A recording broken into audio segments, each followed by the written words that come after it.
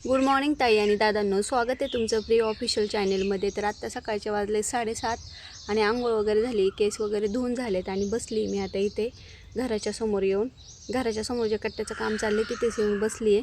तर बघा आता जरा फ्रेश वाटते थोडंसं, गावाला आल्यामुळं वातावरण एकदम छान आहे. मुंबईमध्ये होते तोपर्यंत खूपच असं बंदिस्त वाटत होतं, पण आता खूप छान वाटते गावाला आल्यामुळं. आणि आता थोडेसे डार्क सर्कल पण कमी झालेत. झोप नव्हती खूप दिवस झाले मुंबईमध्ये, त्याच्यामुळे ना थोडासा प्रॉब्लेम झाला होता, पण आता छान वाटते. आणि आंघोळ वगैरे झाली, केस धुतलेत. आज आमच्या देवाचा छोटासा कार्यक्रम आहे, त्याच्यामुळे तिकडे पण जायचं आहे. त्याच्यामुळे आता केस वगैरे धुवून बसली मी इथं उन्हामध्ये, केस सुकवते. आणि पिऊ पण आली आहे. पिऊच्या अजून शंभू बाकी आहे ना.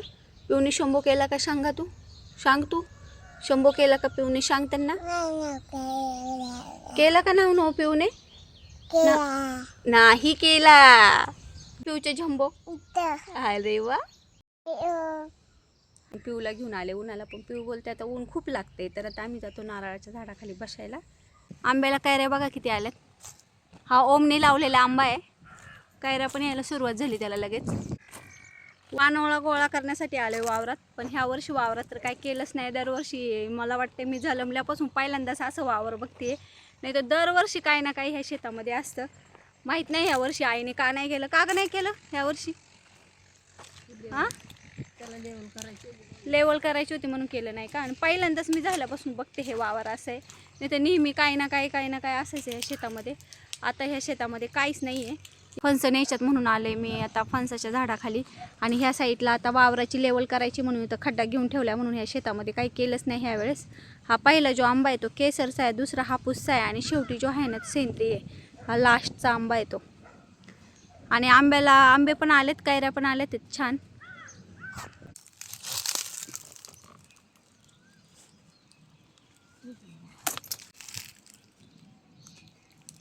माती लागेल काय, ठीक आहे. काय पाणी लागलं इथं आमच्या इथं ना शेतांना, पाणी भरपूर असल्यामुळे ना थोडा जरी खड्डा घेतला ना की लगेच पाणी लागतं.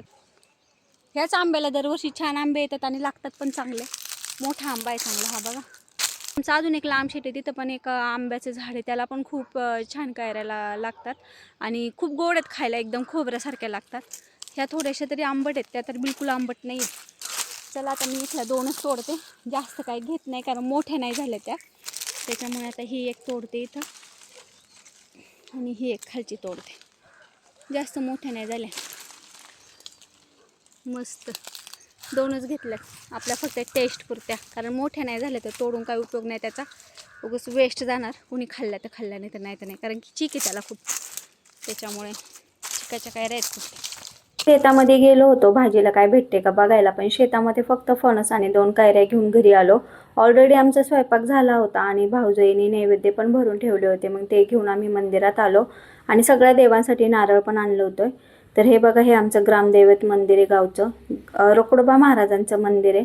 तर सगळे ऑल जण आलो होतो आम्ही मंदिरामध्ये आणि सगळ्या देवाला नारळ फोडून नैवेद्य दाखवून दंडवट पण घ्यायची होती. तर आज आमच्या ना मंदिरामध्ये दंडवट घेतात. संध्याकाळी सगळेजण 4 वाजता येतात, पण मला लगेच निघायचं होतं म्हणून आम्ही लवकर आलो होतो.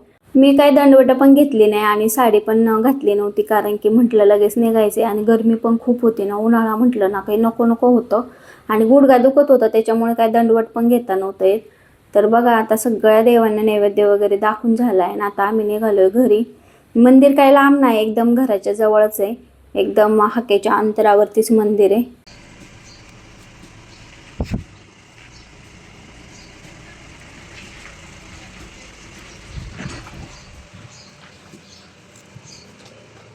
घरी आलो आणि बघितलं तर लाईटच गेली होती, त्याच्यामुळे कसं 1-2 घास खाल्ले, कारण गरमी पण खूप होत होती, त्याच्यामुळे जेवण पण जात नव्हतं. त्याच्यानंतर लगेच आमची गाडी आली होती, मग गाडीमध्ये सगळं सामान वगैरे टाकलं आणि निघालो. पण आम्ही निघताना काही व्हिडिओ घेतला नाही, पिऊ रडत होती, त्याच्यामुळे लक्षातच नाही राहिलं व्हिडिओ घ्यायचं. तर बघा आलो पण आम्ही मुंबईला पोचलो, पण मुंबईला यायला काही जास्त वेळ लागत नाही, एक्सप्रेसने आलं का लगेच माणूस पोचतो.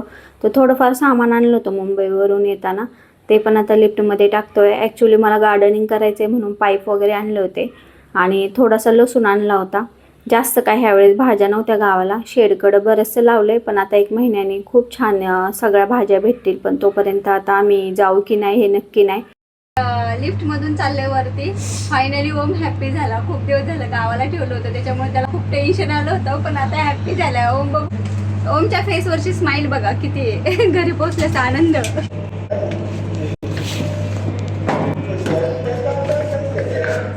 घे सगळं बाहेर. पोचले मी घरामध्ये, सामान वगैरे सगळं आणलंय वरती आता लिफ्टने ओमने, आणि आलोय घरामध्ये. आता घरात आलोय, थोडंसं फ्रेश वगैरे होतो, नाश्ता वगैरे करतो, आणि हे जे सामान आणले गावावरून ते पण लावायचे. आता स्किन एकदम डेंजर झाली, गावाला होतो ते एकदम माकडासारखा चेहरा झाला आहे. ओम तर खूप खुश झाला इकडे आल्यामुळं.